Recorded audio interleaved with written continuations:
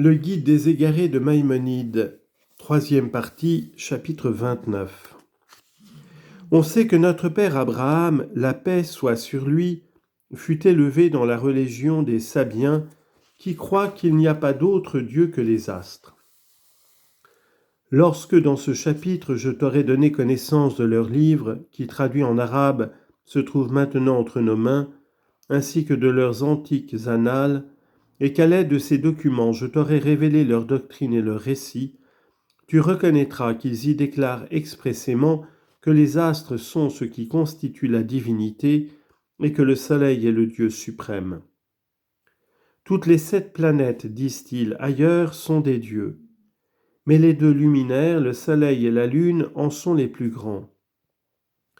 Tu verras qu'ils disent clairement que c'est le soleil qui gouverne le monde supérieur et le monde inférieur, c'est là ce qu'ils disent textuellement.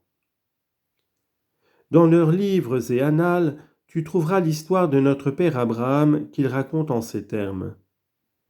Abraham, qui fut élevé à Kouta, s'étant mis en opposition avec tout le monde, en soutenant qu'il existe un efficient de l'univers autre que le soleil, on allégua contre lui divers arguments, et on lui cita, entre autres preuves, l'action manifeste et évidente que le soleil exerce sur l'univers. Vous avez raison, leur répondit Abraham, il est comme la cognée dans la main du charpentier. On rapporte ensuite quelques-uns de ces arguments contre eux, et à la fin du récit, on raconte que le roi fit emprisonner notre père Abraham, et que celui-ci, même dans la prison, persista longtemps à combattre leurs opinions. Enfin, le roi, craignant qu'Abraham ne nuisît à son gouvernement et ne détournât les gens de leurs croyances religieuses, l'exila en Syrie, après avoir confisqué tous ses biens. Voilà ce qu'il raconte, et tu trouveras ce récit dans les développements dans l'agriculture nabatéenne. Ils ne font point mention de ce que rapportent sur Abraham nos vraies traditions, ni de la révélation qui lui arriva, car il accusait de mensonge parce qu'il combattait leur opinion pernicieuse. Comme il était en opposition avec la croyance de tout le monde, on ne peut douter, je pense, qu'il n'ait été pour ces hommes égarés un objet de malédiction, de réprobation et de mépris. Or, comme il supportait cela pour l'amour de Dieu, aimant mieux professer la vérité que d'être honoré, il lui fut dit « Je bénirai ceux qui te bénissent, et ceux qui te maudissent, je les maudirai, et tous les peuples de la terre se béniront par toi. » Genèse, chapitre 12, verset 3. Et en effet, nous voyons aujourd'hui la plupart des habitants de la terre le glorifier d'un commun accord et se bénir par sa mémoire, tellement que ceux-là même qui ne sont pas de sa race prétendent descendre de lui. Il n'a plus d'adversaire et personne n'ignore plus sa grandeur, à l'exception des derniers sectaires de cette religion éteinte qui restent encore aux extrémités de la terre, tels que les Turcs mécréants à l'extrême bord et les Hindous à l'extrême sud, car ceux-là restent attachés à la religion des Sabiens, religion qui embrassait toute la terre. Le degré le plus élevé auquel soit arrivée la spéculation des philosophes dans ces temps, c'était de s'imaginer que Dieu est l'esprit de la sphère céleste, c'est-à-dire que la sphère céleste et les astres sont le corps dont Dieu est l'esprit. C'est ce que dit Abu Bakr ben as-Saïr dans son commentaire sur l'Acroasis. C'est pourquoi tous les Sabiens admettaient l'éternité du monde, car selon eux, le ciel est Dieu. Ils soutiennent qu'Adam était une personne née d'un homme et d'une femme comme les autres individus humains. Mais ils le glorifient, disant qu'il était prophète, apôtre de la lune, qu'il invita au culte de la lune et qu'il composa des livres sur l'agriculture. Les Sabiens disent de même que Noé était agriculteur et qu'il n'approuvait pas le culte des idoles. C'est pourquoi tu trouveras que Noé était un objet de réprobation pour tous les Sabiens qui disent qu'il n'adora jamais aucune idole. Ils disent aussi dans leurs livres qu'il fut frappé et incarcéré parce qu'il se vouait au culte de Dieu, et ils font encore d'autres contes semblables. Ils soutiennent que Seth combattit l'opinion de son père Adam au sujet du culte de la lune, et ils débitent des mensonges extrêmement ridicules qui dénotent un grand défaut de raisonnement et montrent qu'ils étaient plus que tous les autres hommes éloignés de la philosophie. Et certes, ils étaient d'une ignorance extrême.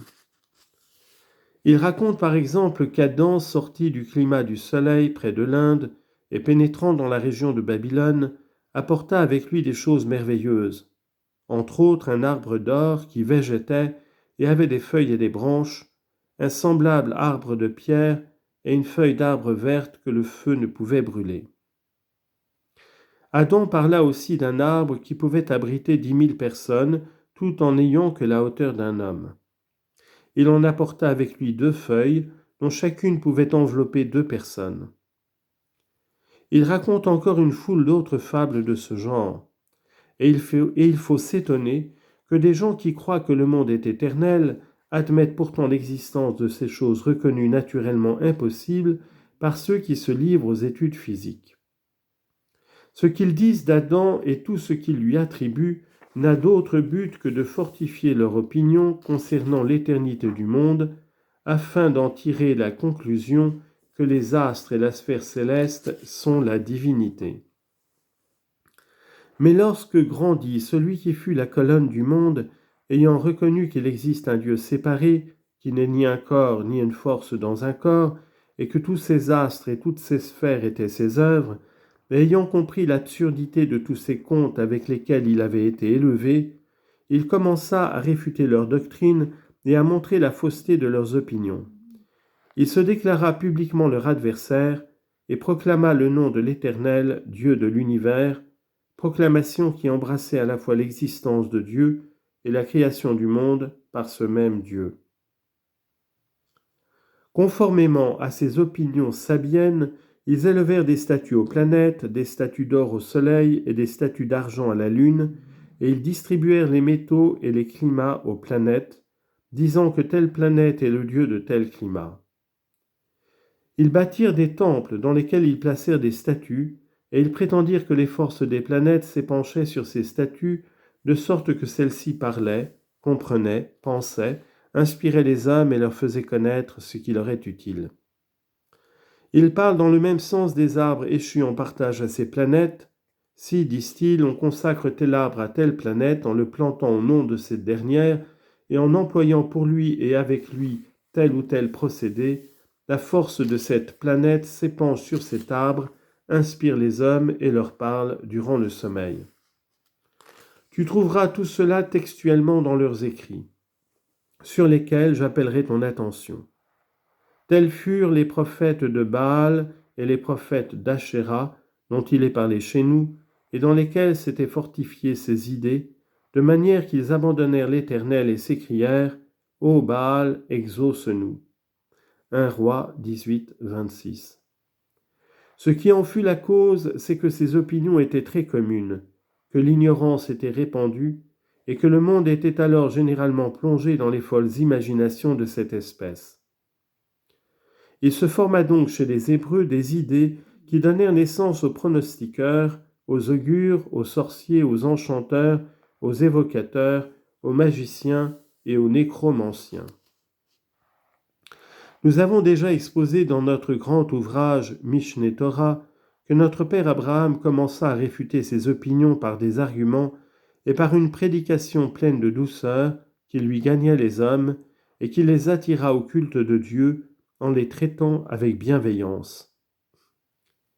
Lorsqu'ensuite le prince des prophètes parut, il réalisa l'intention d'Abraham en ordonnant de tuer ces hommes idolâtres, d'en faire disparaître les traces et d'en détruire la racine.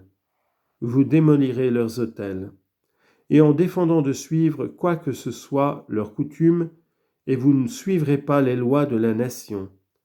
Lévitique chapitre 20, verset 23. Tu sais par de nombreux passages du Pentateuque que la loi avait principalement pour but de faire cesser l'idolâtrie et d'en effacer la trace, de faire disparaître tout ce qui s'y rattache jusqu'à son souvenir même.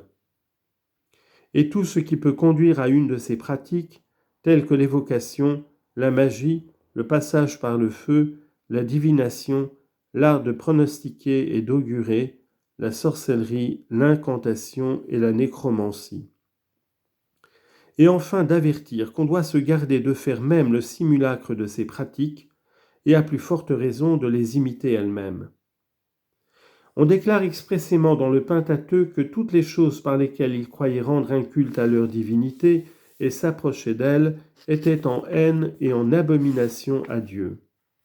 C'est ce que dit ce passage, car tout ce qui est en abomination à l'Éternel, tout ce qu'il est, ils l'ont fait pour leur Dieu. Deutéronome chapitre 12, verset 31.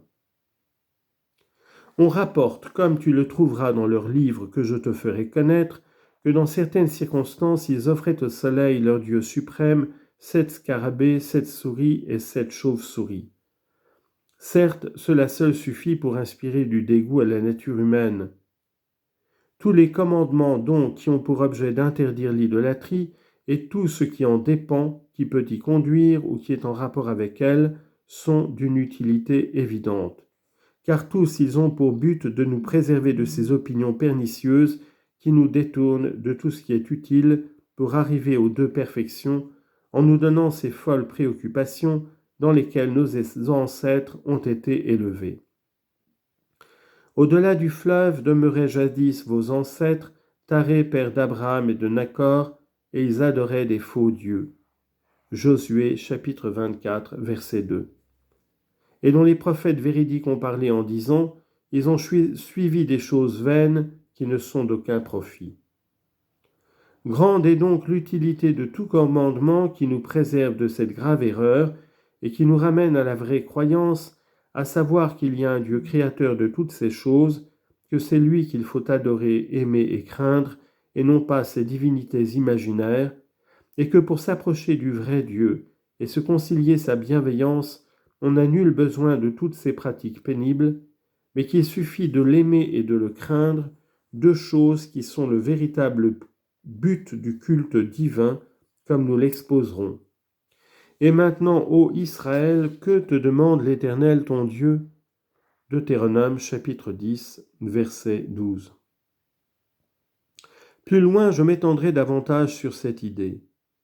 Revenant maintenant à mon sujet, je dis que ce qui m'a fait comprendre le sens d'un grand nombre de commandements et qui m'en a fait connaître la raison, c'est l'étude que j'ai faite des doctrines des Sabiens, de leurs opinions, de leurs pratiques et des cérémonies de leur culte. C'est ce que tu verras quand j'exposerai ce qui a motivé ces commandements qu'on croit être sans raison aucune. Je vais donc te parler des livres par lesquels tu peux apprendre tout ce que je sais moi-même des doctrines et des opinions des Sabiens, afin que tu acquières la certitude que tout ce que je dirai pour motiver ces commandements est la vérité.